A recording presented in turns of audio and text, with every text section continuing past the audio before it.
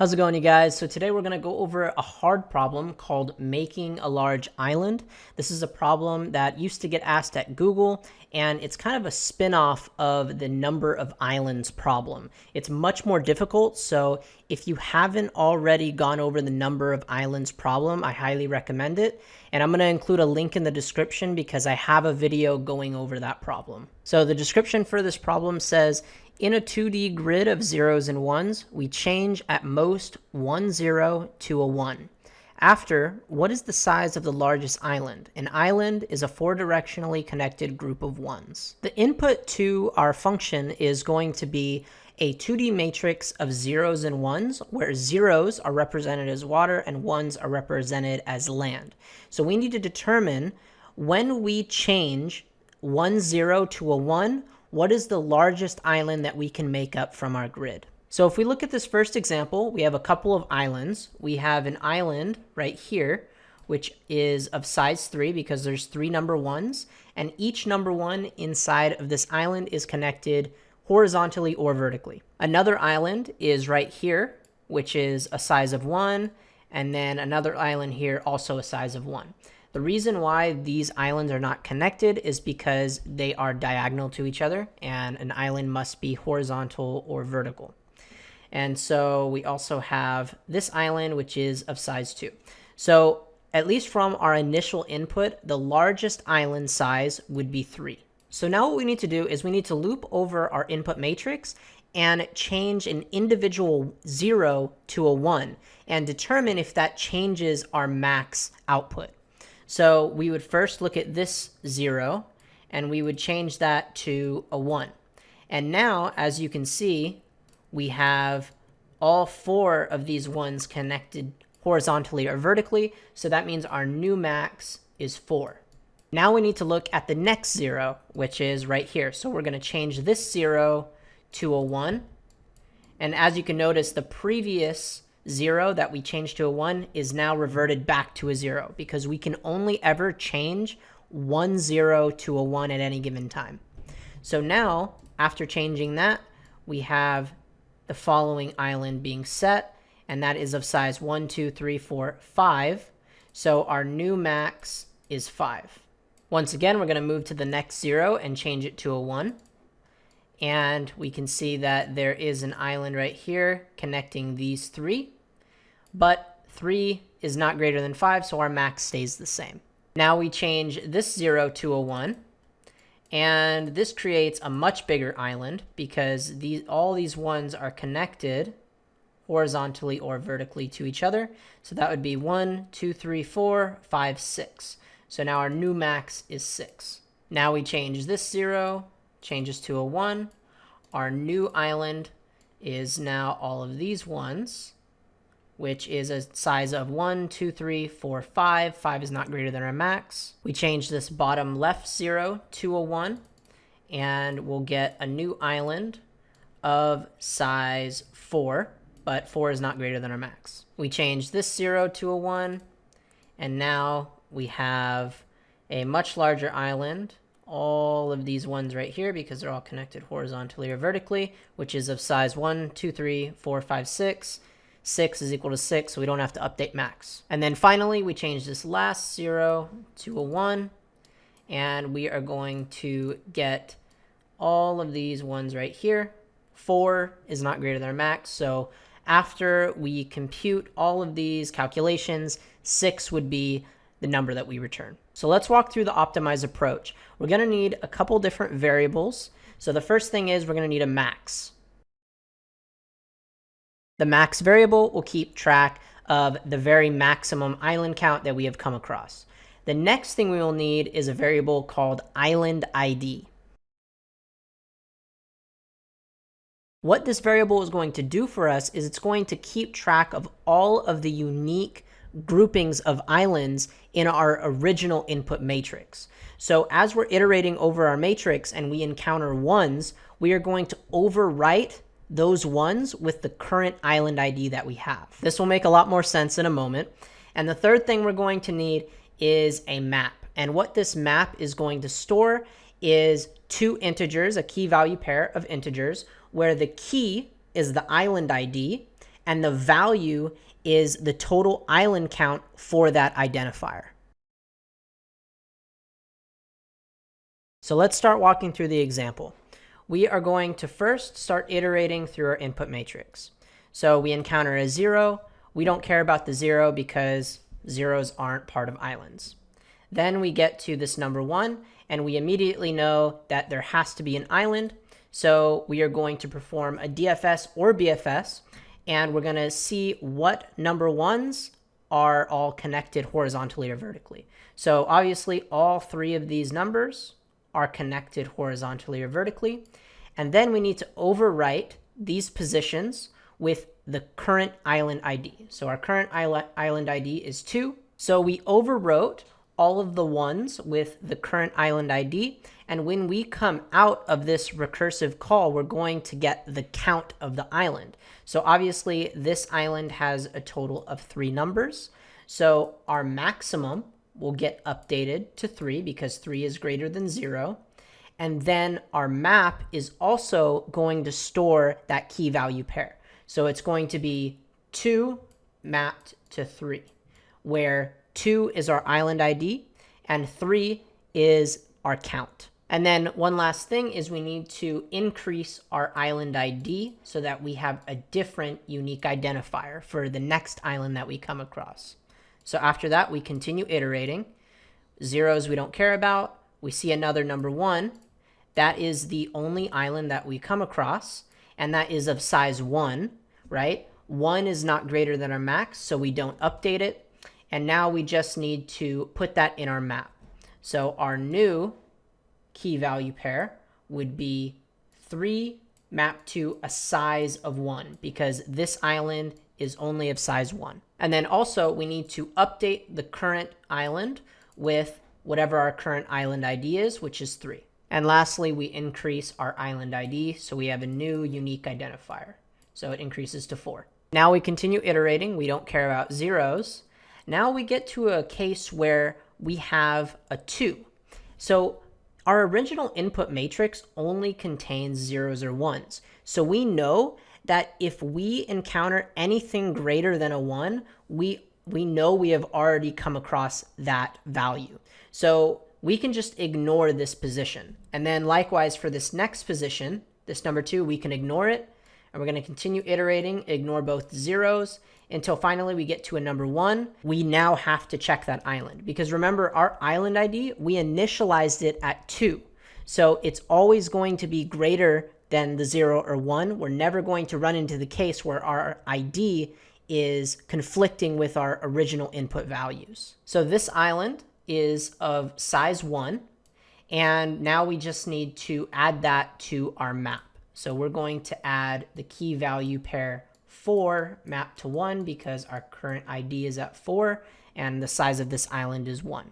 And then we overwrite this current position, and once again we increase our island ID so we don't have any conflicting IDs. We continue iterating, we ignore both zeros until finally we get to this number 1. This island is of size 2. So we need to create a new key value pair, which will be our current island ID 5 with the count of our island, which is 2. We overwrite these ones, and then we increase our island ID one more time to 6. So our max island thus far is number 3, which comes from this island right here. So the last part of this algorithm, we're going to loop over our input matrix again, but now every time we encounter a 0, we're going to compute the island count. So we no longer care about this variable island ID. We're not going to be using it moving forward. We're going to be utilizing our map from now on. So we're going to start from this 0 right here. And what we want to do is check all of the neighbors from this position. So we're going to look up and we're going to look left, and we can see that there's nothing there, so we ignore it. However, when we look right, we can see that there is an ID of 2. And remember, the keys in our map are IDs, which are mapped to the sizes of those original islands. So right now, we have an ID of 2. And then we look to the bottom, and we have another ID of 2. However, we only care about unique IDs when we are checking these neighbors, because these IDs are part of the same island. So since this 2 is mapped to a 3, and we are changing this 0 to a 1, we can just increase this 3 by 1, and now we get a total of 4. If that didn't make sense, that's okay. We're going to be going over a couple more of these zeros. So we're going to continue iterating. Any number that's not a 0 at this point, we're not going to care about. So then we get to this 0, and now we need to check all of the directions. So we check up, there's nothing there. We check left, and we get an ID of 2, which correlates to 3. And then we look right, we have another island, ID 3, and if we look, that correlates to a 1. And then finally, we're going to look down, and since that's a 0, we don't care about it. So now we're computing 3 plus 1 plus another 1. And this extra 1 comes from the fact that we're going to change this 0 to a 1 here. And that would mean that all of these numbers would be connected horizontally or vertically. So our new count is now 5. So we continue iterating. We see a 3, we ignore it. Now we see another 0. So we look up, there's nothing there. We look right, there's nothing there. We look left, we have a 3. So that ID maps to 1. And then we look down, we have another ID, 4. And that ID also maps to 1. So we're going to do 1 plus another 1. The last number 1 is going to account for changing the 0 to a 1. So that would be a total of 3. However, 3 is not greater than our max, so we don't have to update it. We continue iterating until we get to another 0. We need to check all the directions. We look up, we have a 0, and we look right, we have a 0. We don't care about those. However, when we look left, we have an ID of 2, which maps to a value of 3. And then we look down, we have another ID of 5, which maps to a value of 2. So we're going to do 3 plus 2 plus 1, which is a value of 6.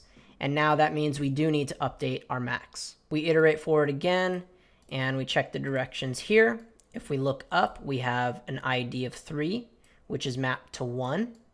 We look right, that's an ID of 4, also mapped to 1. We look left, that's a 0, we don't care about it. And when we look down, we have an ID of 5, which maps to 2. So we have 1 plus 2 plus another 1, the last one accounting for changing the 0 to a 1. And that would give us a total of 5, but that is not greater than our maximum. We get to this 0, we check above us, we have an ID of 2, and that maps to a value of 3. So we're just going to do 3 plus 1, which equals 4, but that's not greater than our max. Iterate forward again.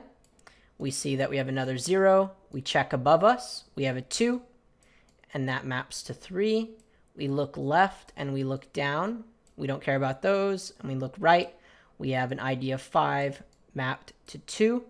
And that would be 3 plus 2 plus 1.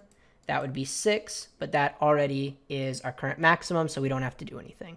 And then finally, we're going to iterate all the way until we get to this 0. And we're going to look up. We have a value of 4. 4 maps to 1. We look left. We have a 5 maps to 2. So we get 1 plus 2 plus 1, which is 4, but that's not greater than our maximum. So after performing the last step, our final answer should be a max of 6. So let's start implementing the code for this solution. We're given an input grid, and it only contains zeros and ones. So the first thing we want to do, let's just account for null cases or an empty grid. The next thing we want to do is create a couple of the variables that we talked about. So we need a max variable, and this can be initialized to 0. We need an islandId variable, and this is initialized to 2 because we don't want our IDs to be mixed up with our original numbers in our input matrix. And then let's also extract the rows and column lengths. So we can say m is equal to grid.length, and n is equal to grid at index 0.length. And we also need to create a map, mapping the IDs to the values. And now we need to iterate over our input grid. So for each iteration over our input grid, we need to check if the current value is a 1. If it is a 1, then we know that we have an island that we're going to need to keep track of. So we can say if our grid at index I and j is equal to a 1, we need to extract the size starting from this position. So we can say int size is equal to get island size. And this is a function that we're going to have to create, and this will be a recursive function. And we're going to pass in our grid. We also need to pass in our current position, I and j, and we need to pass in our current island ID. So island ID. So let's just assume that this function does what we want right now. It gives us the size of this island starting at that position. Now what we need to do is we need to update our maximum if the size is greater. So we can say max is equal to math.max of max currently, and then the size that we have just found. And then now we need to add in this size to our map.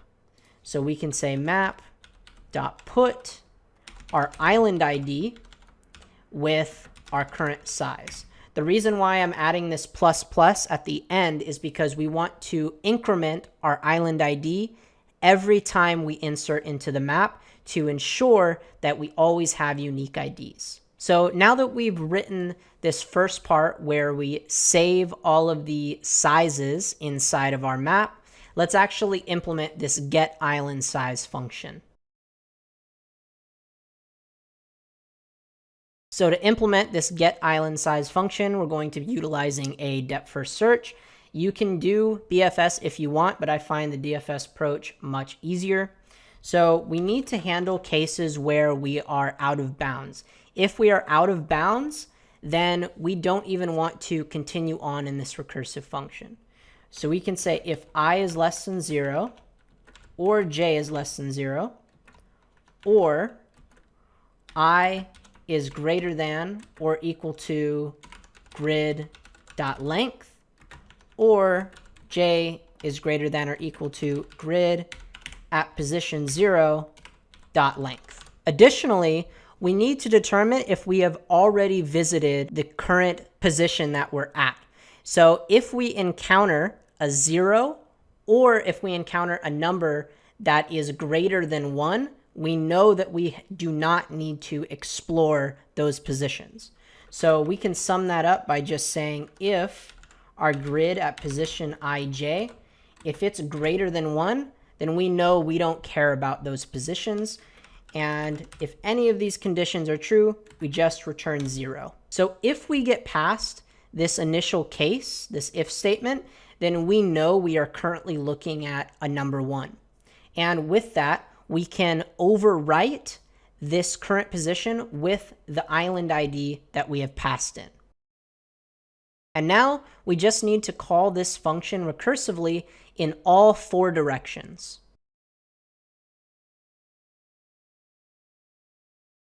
So I've written all of the recursive calls that we need. So our left is moving to j minus 1, right is moving to j plus 1, up is moving to I minus 1, and down is moving to I plus 1. And so now all we need to do to finish this off is we need to return the sum of all of these directions. So we can do left plus right plus up plus down, and then we need to add 1 to this. The reason why we add 1 is because that 1 accounts for the current number 1 that we just overwrote on line 19. It accounts for the current position that we're looking at. So now that we have this DFS getIslandSize function written, all we need to do is loop over our input array again and determine what our new max island size is when we change zeros to ones. So let's start looping over our array again. So now that we're looping over this input array, we need to only care about zeros. So we can say if our grid at position ij is equal to 0, we need to compute our sum. So one thing we're going to need is a set, because remember in the example, when we're checking all of 4 directions from the current 0 that we're looking at, we only want unique IDs. We don't want to be summing up the same value if they come from the same island. And we need to now start checking all of the directions. So to check all of the directions, what we can do is create a 2D array up here, and this will define all of the directions for us. So now all we need to do is add I and j to each one of these array values and determine if we're supposed to sum up that value. So if we were to loop over all of these directions now, we can say int direction of directions, and let's create a new x and y value, because we need to add up I and j to the current direction that we want to go. So we can say int x is going to be equal to direction at index 0 plus I, and then y is going to be direction at index 1 plus j. So keep in mind that our x and y values could be out of bounds, so we need to make sure we handle that. So we can say if x is greater than -1 and y is greater than -1 and x is less than m and y is less than n. And then finally, the very last check is we need to determine if the position xy is not equal to a 0. If it is equal to a 0, we do not want to add that number into our set. So we could say grid of x, y is not equal to a 0. And now we just need to add the current number at position xy to our set. So we can say set dot add grid at position x, y. So if we make it to line 26, we know we are adding an island ID inside of this set. After this, we need to iterate over our set and determine our new sum. So what we can do is come down here and we can initialize a sum variable, and we can just initialize it to 1. The reason why we're going to initialize it to 1 is because it's going to account for the fact we have to change our current 0 that we're looking at to a number 1. So we iterate over our set. So we could say int num of set, and we need to extract the current value from this map. So we can say int value equals map.get our current number, because num in this case is an island ID that we're looking up by. And all we have to do is sum up that value. And now we determine if this sum that we have just calculated is greater than the current maximum. So we can say max is equal to math.max of max and sum. And lastly, we just come down here and we return our max that we have computed. So I know that was a lot of code. It's definitely a hard problem. So let's make sure that our solution works. Aww. Oh, I found the issue. So the reason why it didn't work is because this says greater than 1. This needs to be not equal to 1, because we only want to get to line 46 and onwards only if we're looking at a number 1. So if we have a 0 or if we have an island ID, then we don't want to perform this recursive call. So let's submit this again. And now it works. So our time complexity is going to be big O of n squared, where n is the number of items that we have inside of our input array. We have to iterate over our input grid 2 times, and that would just bound to n squared.